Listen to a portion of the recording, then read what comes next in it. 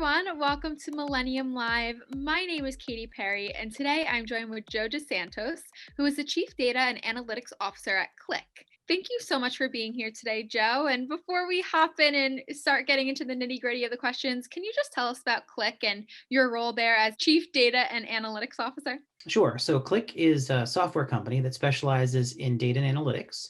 Principally, we were born as a way to visualize complex ideas and help people discover data, and since have become a complete solution that is related to data pipelines and data availability, cataloging to make the analyst's life a little bit more easy to find data. Our whole mission is to get people to the insights they need faster. My role is I'm the person who makes the delight of Qlik available to our own internal users. So it's my job to make a data literate workforce, to drive the data strategy and the internal data usage at Qlik. That includes reporting, data science, and data governance. So, as your role as the Chief Data and Analytics Officer, what are the top challenges you're facing and other Chief Information Officers facing as well today? Yeah.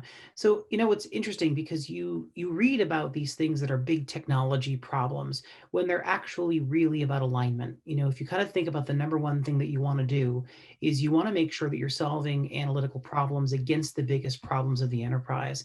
And so there's a really interesting marriage that comes along with trying to make sure that the people, the business leaders really understand how you're going to use data to solve their problems. And I will tell you that, when you talk about metadata and ontologies at cocktail parties, people will walk away. We're not the life of the party when we talk about data. When we talk about driving customer demand, driving down attrition, driving up the adoption of our software stack, now all of a sudden that's quite exciting. So what we really start to spend a lot of time doing is to make sure that we're connected. Then the next thing that happens is it's really hard to get your hands on the data that you need. So one of the things that people find is you go home and you Google something or you ask your Alexa and you have everything that you need. Try that at work sometime. Right? Try to get your hands on the data that you need to solve those problems. And so what we're really trying to do is to blend these two different practices that we're trying to put together. Number one is how do you make people that have data able to tell everybody in the world that they have this data, describe what they have, offer it up to other people, and then how do you make sure that people who are looking for that data can find it and put it to use really quickly? And that's really the secret to everything else. In some respects, it's like building an eBay. People that have the things can make it available and describe it for people that need it so that people can go and put it to use for their own good. So, you've talked about a paradigm shift from passive BI to active BI, and what exactly does that shift imply? So a lot of times, if we kind of look at the history of business intelligence, you have this idea of a dashboard and something repeatable. And let's say, today it's January and I want to have a report that's running once a month, once a day. And this idea that, you can come in and you can look at this chart and it will tell you something. That's very old fashioned. What we're looking to develop here is a way that the data speaks to you and directs your activities.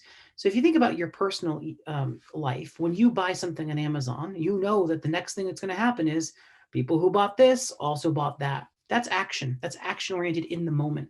Right. And effectively, that's what we envision all BI becoming, that there's a condition that is reached that you want to alert people to, that you want to have people cause to take action. That's actually really sophisticated because you really want to start to have first an understanding of what the data means. Secondly, an understanding of the analytics. And then third, the action that goes on top of that. So we think the dashboard is dying, and in fact, it needs to be replaced by how you and I interact with everything on a daily basis. You ask your Alexa for what the weather is going to be. You get recommendations for what's going to happen next on Netflix and Amazon. And we envision a world in which our business actions are driven by these recommendations that are right there in the data if we only could tap into them and understand what to do. So, do you think this plays into your theme of active intelligence? It does. So at the end of the day, what we're looking to do is to say, how does one actually go about making decisions? We want to make sure that you have almost like a recommendation engine about what actions are available for you to take based on certain conditions that are met. So if you think about it being a business person that works in, let's say, manufacturing, wouldn't it be great to know that there's stock supplies that are running out with an action that drives you to go procure more goods? or if you have customers that are starting to hit a certain condition in a website that you really should start to take a look at because they're starting to drive off and not continue the process. We're looking for ways to be able to have the data speak to us, go find these conditions, and then enable us to react to them. And the development process for that has historically been really hard and really slow. And what we're looking to do is to drive technology and processes that really accelerate that time from I have the data to I find something out to I do something about it. Because to be very clear, to know something is worthless if you don't do anything about it. And that's the last step that we're really trying to close off on. So, how would you say this active intelligence that you explain really play into digital transformation? Well, so at the end of the day, digital transformation has to do with everything being at your fingertips within the context of some application interaction. So our daily lives, you have an app, you have a phone in your hand, you have an app that you're looking at, you're in front of a computer screen. Some screen is always in front of you telling you what to do. And so instead of Facebook telling you what to do, we would like to have our own insights telling us what to do. And really transformation is really about making sure that the technology platform that that's on is robust and scalable, and that you can actually deploy things to that framework really quickly.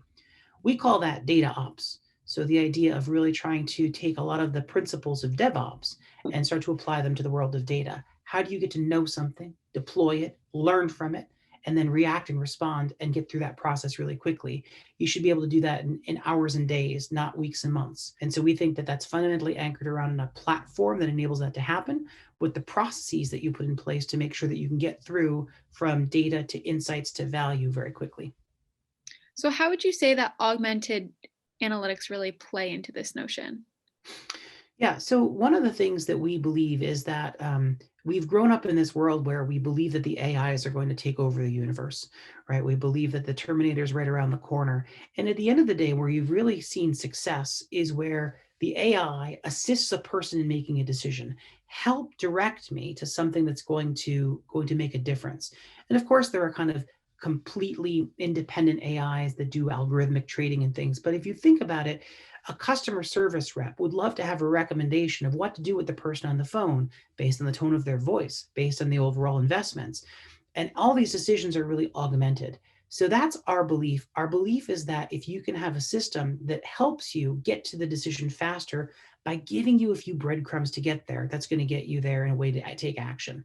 So effectively, the history of the world has always been around three steps: give me data, help me figure out something interesting in that data, help me take action on that data.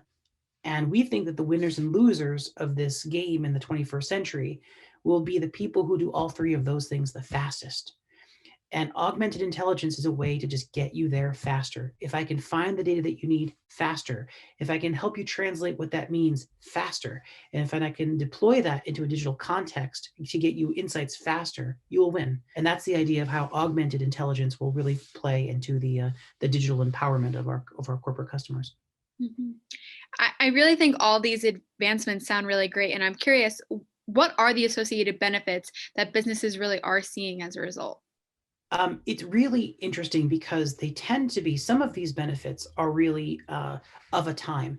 One of the things that really shaped us all in 2020 was the COVID breakout. And we just saw a massive influx of questions like, where are our employees? Are they safe? What is going to be our work from home policy as a result of that? And so we actually saw a lot of healthcare professionals as well as non-healthcare professionals just trying to figure out how is COVID going to impact me? And that's going to continue in 2021 in an economic context. So we all want to know, when does normal happen again? When do our customers come back in the same kind of way? And our customers are using Qlik for the macroeconomic assessment of what's happening out there in the marketplace. So there are some things that are just kind of continuous use cases, understanding how to understand employees, how to understand customers, how to understand economic behaviors. There are others that are really industry specific. So we have a lot of healthcare customers that are really using this for hospital operations. What is the kind of forecast for beds being filled? And again, tying back to COVID-19, how many of those are ICU beds, and what can we do to then do some forecasting around beds, around staffing, et cetera. Manufacturing companies use us for supply chain planning, understanding inventory levels, understanding where the goods are with respect to their supply chain. And financial services companies are using us for understanding things from a regulatory perspective. So, credit balances and reserves in compliance with some Basel initiatives, or even some things around customer 360 benefits. I think we all want to know customer 360. We want to know, what do our customers have, what's happening with them. And that's one of the more overarching use cases that our customers are benefiting from Qlik. Absolutely. And I just have one final question for you. And what are some of the steps that you would recommend for making active intelligence come alive in an organization? So let's start off with the idea of, it's really important to know what questions are worth answering. The Okay. first thing that I did was to line up some business users to create some big cross-functional things around where Qlik was as a company. And I think that that is something that gets often overlooked. An alignment with the business, a tight alignment with the business to solve the biggest, hairiest problems that are out there. Because if you solve some things that sound like science experiments, you've already lost. The second thing that we need to start to think about is, what are the contexts of the business processes that will change the outcome? How will we actually get in front of the customer to change them in the act of deciding? And so this idea of not only envisioning what you'd want to know, but what would you do about it? And then third, how do we start to establish these really important data pipelines to make that happen? And we certainly hope that Qlik is part of that solution. How do we find the data? How do we make sense of the data? And how do we go find insights that we can drive to create real value as part of that? So I think business alignment, use case identification, incorporation into a process, and really thinking through a platform that will scale, that will allow you to answer really complex questions at broad scale across different business units, across different problems that you'll invariably get to.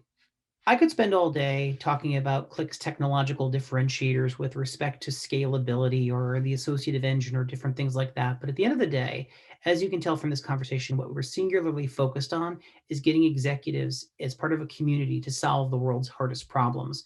So I'd like to encourage people listening to this to come to the Executive Insight Center. You'll see a link here in the description below, and you'll really start to get a sense of how the community of CDOs, CIOs is solving very complex analytical problems at speed, and we encourage you to join the chatter. Great. Well, Joe, it was wonderful chatting with you. And thank you for talking to us more about Qlik. And we are so excited to have you at future events. And we're looking forward to a great year.